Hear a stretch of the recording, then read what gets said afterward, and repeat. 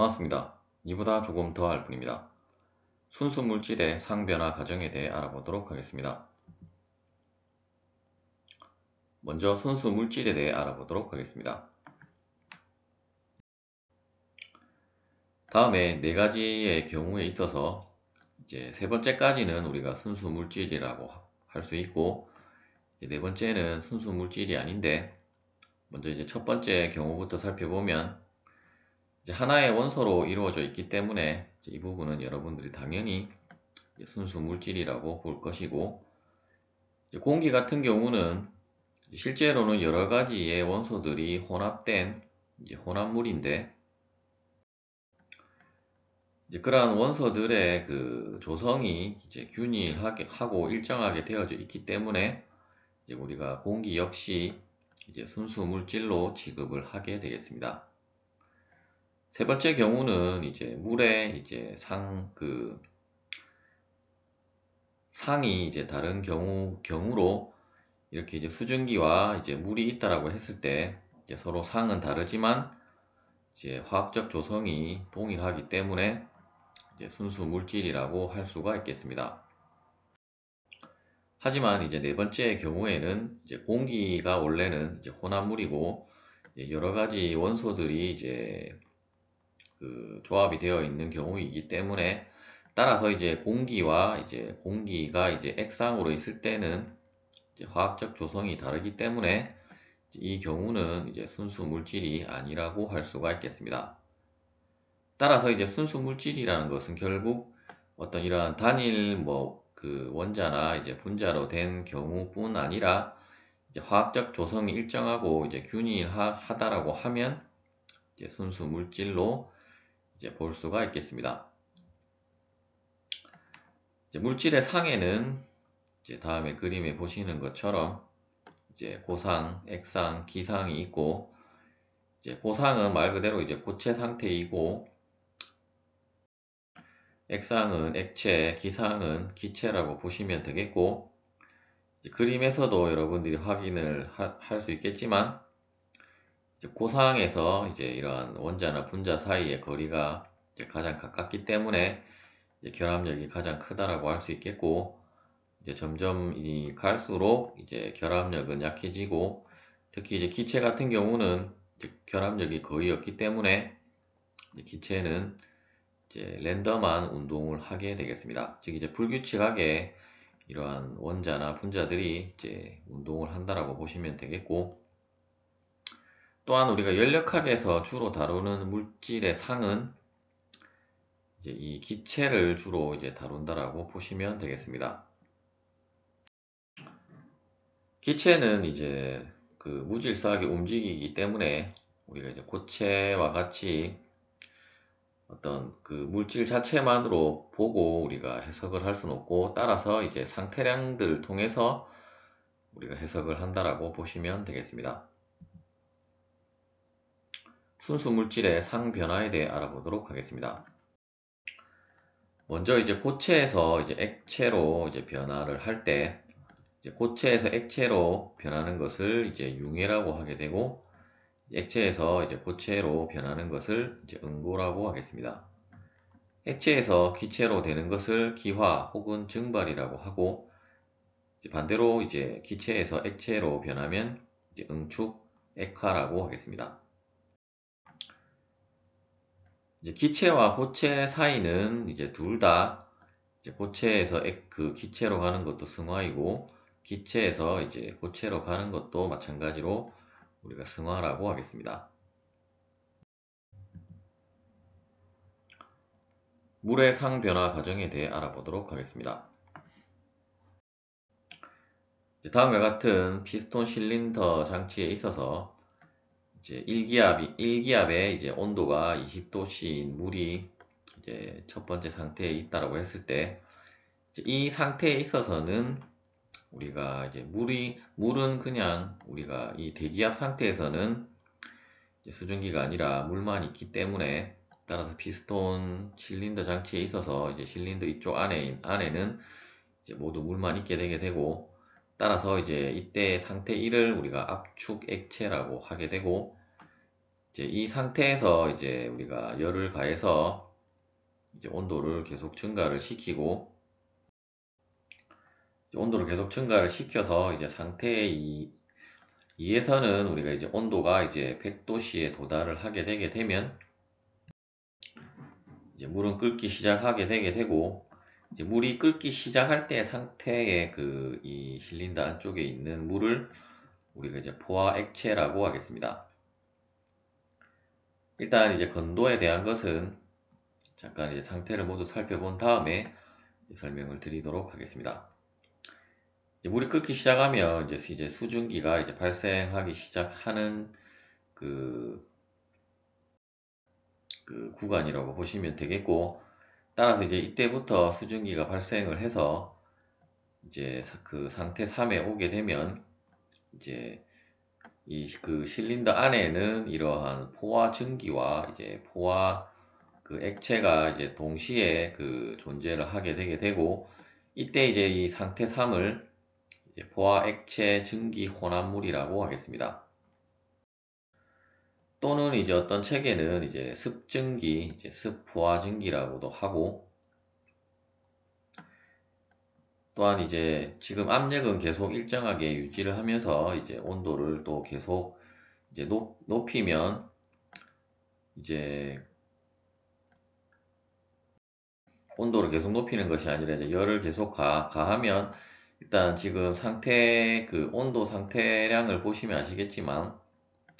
이제 우리가 포화증기에 도달할 때까지는 이제 온도 변화도 없는 것을 여러분들이 확인할 수 있고, 이때 이제 온도 변화가 없는 것은 이제 물의 이제 잠열 때문이라고 보시면 되겠고, 일단 잠열에 대한 것은 이제 다음 슬라이드에서 다시 설명을 드리도록 하겠습니다. 이제 상태 4에 오게 되면 이제 물이 모두 이제 증발을 해서 이제 이때에 이 그 물을 우리가 포화증기 혹은 이제 건포화증기라고 하게 되고, 이제 이때부터는 이제 온도가 이제 올라가면서, 물론 이제 그 증기에 의해서 이제 최적도 계속 증가를 하고 있었지만, 상태 3과 상태 4는 이제 물과 증기가 이제 혼합이 되어져 있었기 때문에 이제 그렇게 큰 그 최적 증가를 보이지 않았다라고 하면, 이제 이때부터는 이제 전부 다 이제 물이 이제 그 수증기로 바뀌게 되게 되면 이제 즉 그 최적이 이제 그 증가를 하게 되게 되고, 따라서 이제 온도를 계속 높여서 이제 300도씨에 도달했을 때 이제 상태 5에서는 이제 300도씨에 도달을 했고, 이때는 이제 최적이 팽창을 했기 때문에 이제 과열 증기라고 하겠습니다. 이때 이제 아래에 보시면 이제 건도라는 것이 있는데, 이제 건도라는 것은 이제 이러한 실린더 그 장치 안에 있는 이제 물의 어떤 질량이나 이제 중량이 있을 것이고, 이제 만약 이 그 우리가 상태 3에서 우리가 살펴보면 이제 이때는 증기도 있고 물도 있기 때문에, 즉 이제 수증기도 있고 액체 상태에 물도 있기 때문에, 일단 이제 이 두 개의 그 중량은 이제 이 수증기의 중량과 그 물의 중량을 더한 값이 이제 전체 중량이 되게 될 것이고,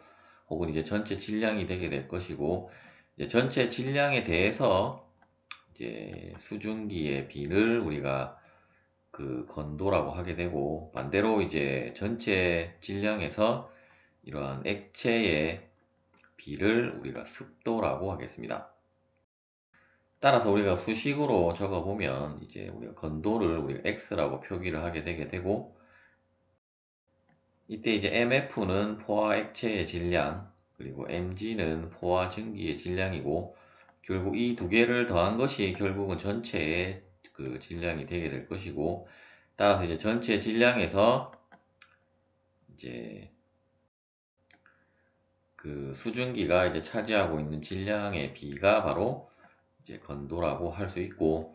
따라서 이제 포화 액체에서는 이제 물이 끓기 시작을 그 한 온도 그 한 상태이기 때문에 일단 건도 x는 0이 되게 되고, 이제 상태 3에서는 이제 습증기가 아니라 이제 포화 액체와 포화 증기가 이제 혼합되어 있는 경우이기 때문에 건도는 이제 0부터 1 사이의 값을 가지게 되게 되고,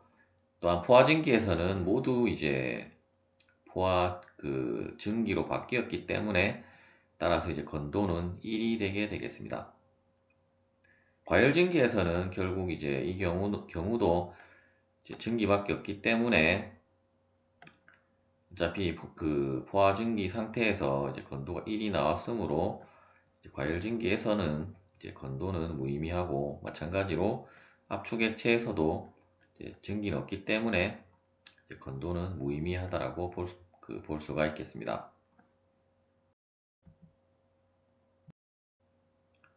포화 온도와 포화 압력의 관계에 대해 알아보도록 하겠습니다. 먼저 이제 앞서는 우리가 압력을 일정하게 해서 이제 물의 상태 변화를 살펴보았다고 하면, 등원 과정 같은 경우는 이런 동일하게 이제 피스톤 실린더 장치에서 이제 가열을 하게 되게 되고, 이때는 우리가 압력이 아니라 이제 온도를 일정하게 유지를 하기 위해서 이러한 추를 이제 피스톤 위에다 두고 이제 추를 하나하나씩 제거를 하게 되게 되면, 이제 압력이 변함에 의해서 이제 물의 상태 변화를 상변화 과정이 있게 되게 되고, 이제 상변화 과정은 앞서 살펴본 것과 동일하게 이제 압축 액체, 포화 액체, 그리고 포화 액체 증기 혼합물,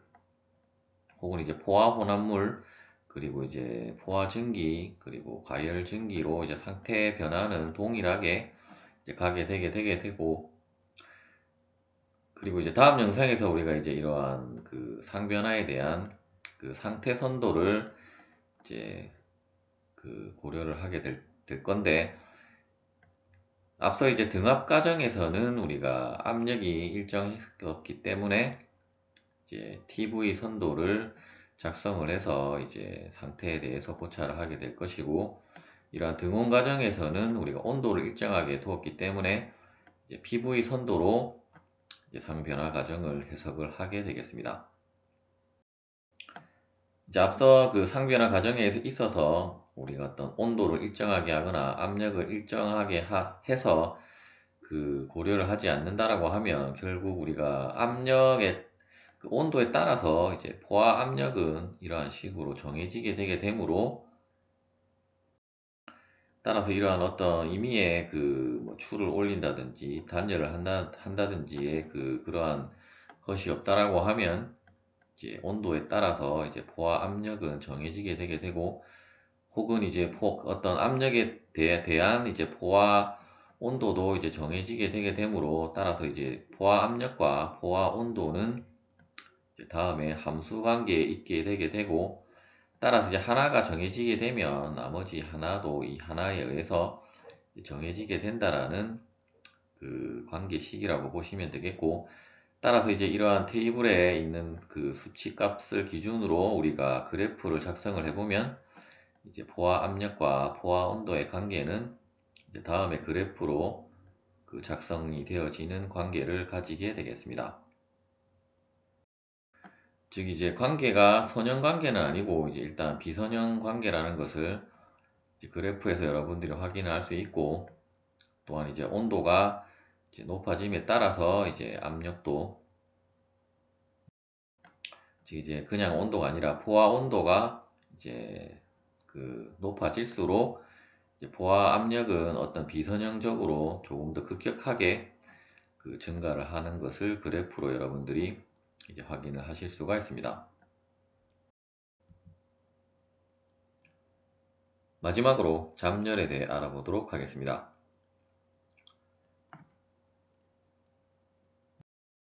앞서 우리가 이제 등압 과정을 우리가 물의 상변화를 살펴보았었는데, 그 과정에 있어서 이제 1번 상태가 이제 우리가 압축 액체 상태였고, 이제 2번, 3번, 4번 상태가 우리가 이제 계속 열을 가했음에도 불구하고 이제 우리가 처음에 어차피 압력은 일정하게 유지를 했기 때문에 이제 압력은 일정하게 갔었고, 이제 열을 계속 가함에도 온도가 이제 증가하지 않는 이러한 구간이 이제 2번, 3번 구간이 있게 되게 되는데, 이제 이 구간은 이제 물의 이제 잡열 때문에 이제 온도가 상승을 하지 않는다라고 보시면 되겠고, 따라서 이제 어떤 물의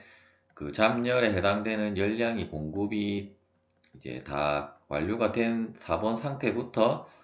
이제 온도는 증가를 하게 됨을 알 수 있고, 따라서 이제 잡열을 우리가 L이라고 하게 되면, 이제 L이라는 것은 결국 이제 공급된 열량을 이제 질량으로, 그 질량 변화량으로 나눠준 값으로 이제 정의를 할 수 있게 되게 되고, 따라서 이제 만일에 어떤 이 구간에 이제 공급된 열량, 그 잡열에 해당되는 열량은 결국 이제 어떤 잡열에 대한 그 물질에 대한 잡열에다가 그 질량을 곱해주면 이제 공급되어져야 할 이제 그 열량을, 이제 잡열에 대한 열량을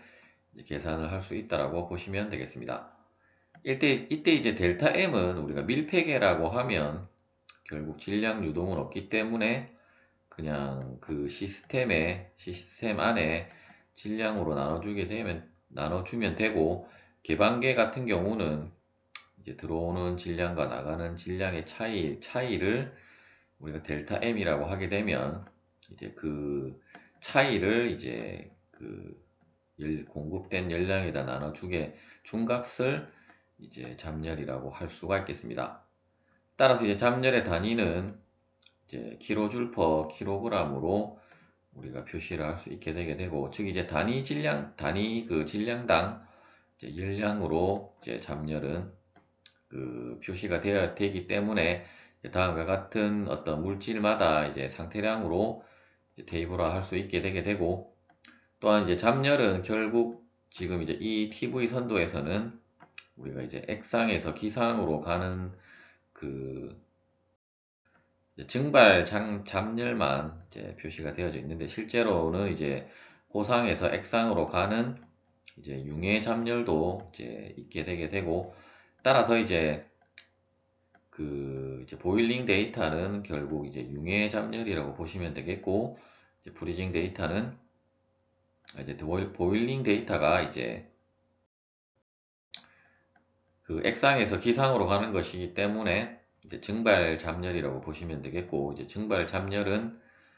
여러분들이 보이시는가 모르겠는데 이제 HFG로 표시를 하고, 이제 융해 잡열은 이제 고체에서 이제 액체로 그 상이 변화할 때의 잡열로 이제 그 HIF로 이제 표시를 하게 되겠습니다. 이제 테이블에 보시면 우리가 가장 많이 이제 취급하는 물 같은 경우는 우리가 끓는 점의 온도는 100도씨이고, 이때 이제 물의 그 잡열은, 즉 이제 그 증발 잡열은 이제 2257kJ per kg, 그리고 물의 이제 그 얼음이 이제 녹는 점은 이제 0도씨이고, 이때의 그 잡열은 333.7kJ per kg이 되겠습니다. 즉 이제 0도씨는 우리가 일반적으로 이제 녹는 점이라고 하기보다는 이제 어는 점이라고 해서, 이제 얼음이 열대 온도이고, 만일에 어떤 그 영하의 온도에서 이제 고려를 할 때는 이제 녹는 점이라고 보시면 되겠고, 이제 마지막으로 그 고상에서 이제 액상으로 가는 경우라든지, 이제 액상에서 이제 기상으로 가는 경우는, 즉 이제 이렇게 오른쪽 방향으로 이제 최적이 증가하는 방향으로 가는 경우에는 이제 에너지를 흡수를 한다라고 보시면 되겠고, 이제 반대로 갈 때에는 이제 에너지를 이제 방출을 한다라고 이제 보시면 되겠습니다. 시청해 주셔서 감사합니다.